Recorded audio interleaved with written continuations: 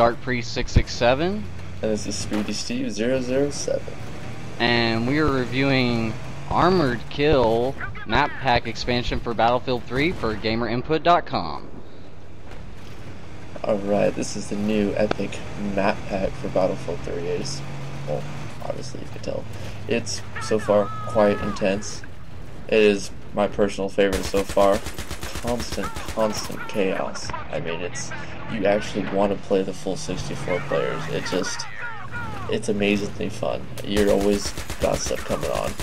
You're not stuck in one little area, and no matter where you go, you're finding something new. It's just awesome.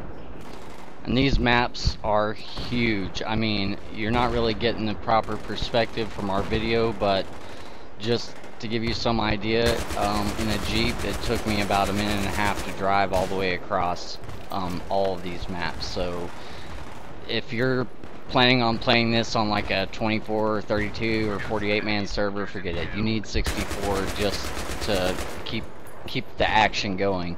It's my favorite map pack too, and of course Steve and I have been eagerly awaiting this map pack, and I can say honestly that I am not disappointed. Yeah, I definitely have to agree with you. So far it has been simply amazing. Could be because I'm a tank, but you know. But I'm impressed. But so far it's been amazing. But let's go into a little bit of the features. So far, you know, there's of course 4 brand new maps. There's Bandar Desert, which is the largest map in Battlefield 3 history, which is pretty impressive. We've got Alborz Mountains, which is the first winter map. Finally, that's all we've been asking for.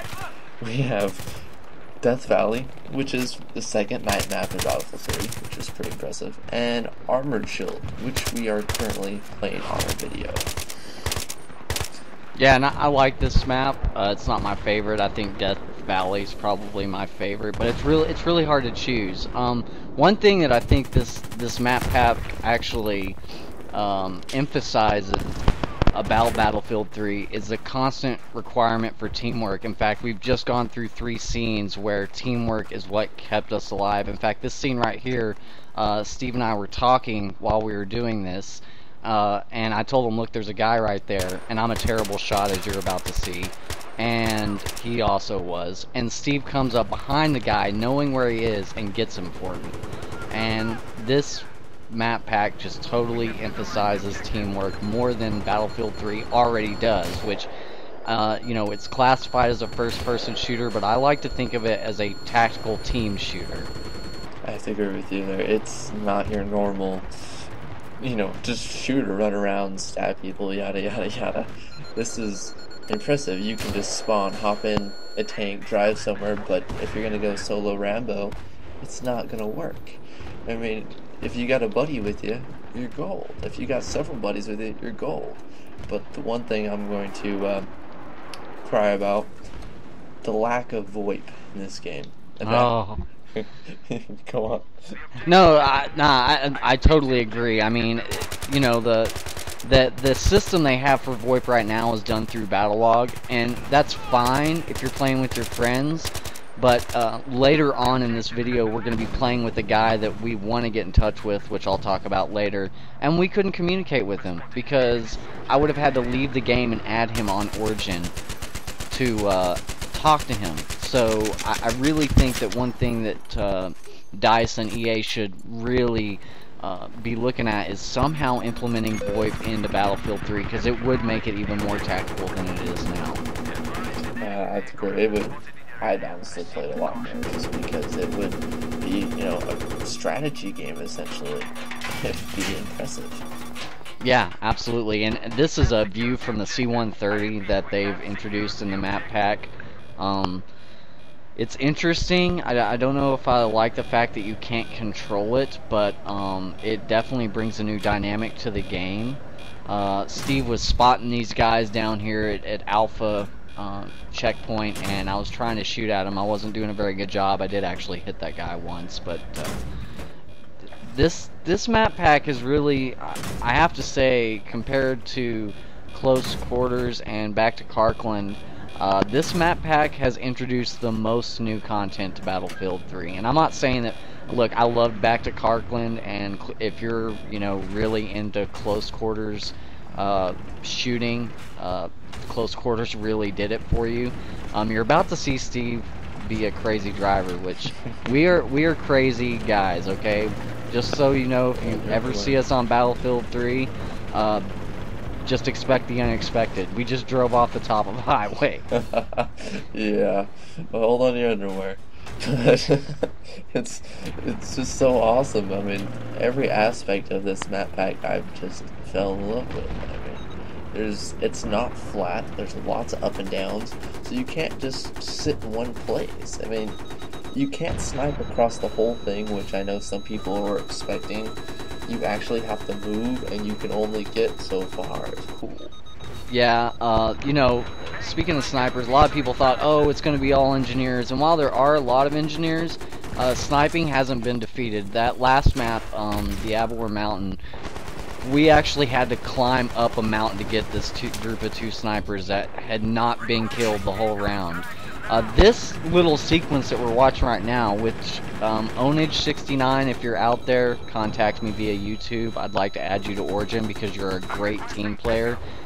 Emphasizes the value of teamwork. Steve is manning the gun and driving the tank. Onage is manning the 50 on the top, and I'm using the laser.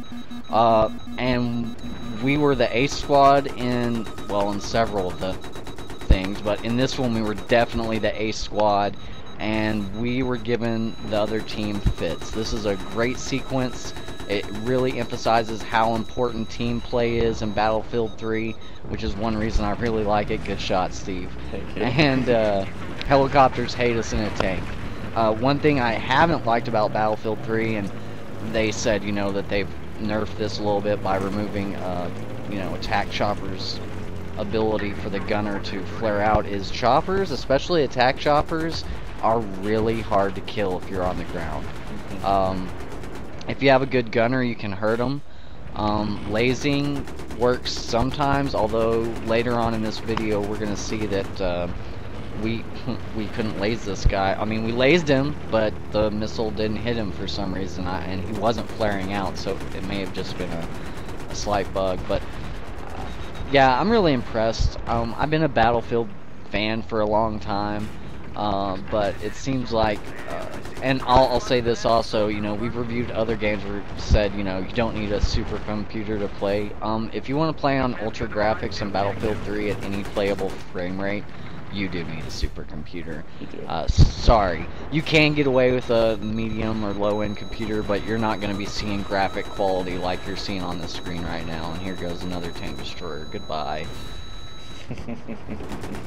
Yeah, I agree with you there, but still, I mean, the fact that you can still play this game on a medium $700 computer and play extremely well is awesome. But yeah, ultra graphics, sad to say, but you're going to need something a little bit more packed than punch. But let's move on back to some features though.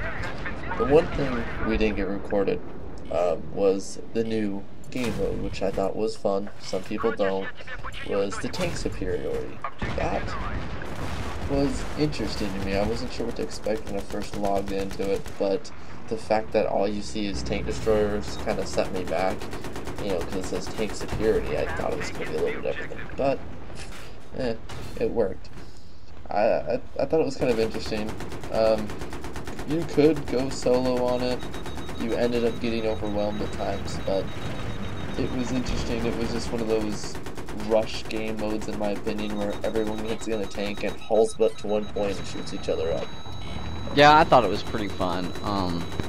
I think that it was so new that people didn't really have a good strategy, but I think if you, again, use team play and use the tanks and the tank destroyers' abilities to their best, you would be really successful. And I do like the new game mode. One of the things about this, you're talking about features, you can play every game mode on every map, so you know, that's kind of nice, I think. And we did play a couple different game modes. I love that you can play everything on everything. That just is amazing. Yeah, He didn't flare out until after the missile's supposed to hit him, so I don't know what. Here's Steve shooting a chopper down with the tank. Oh, and this is a view from the tank destroyer. They don't have like a laser designator on the tank destroyer, and they don't have a 50 on the top, but it's still an interesting vehicle. I'm on the fence about whether I like it more than a tank or not. I like it to a point, just because it's pretty quick and maneuverable. Really, yeah. So far I've been impressed. I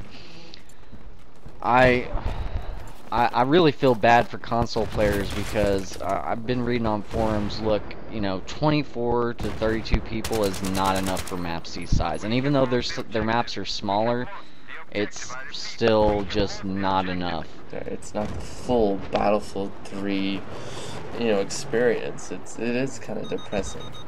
Yeah. I'm giving this 5 stars, Steve. What do you think? I'm giving it 5 stars, and not just because I'm a tank whore. I think it's a very well balanced map pack.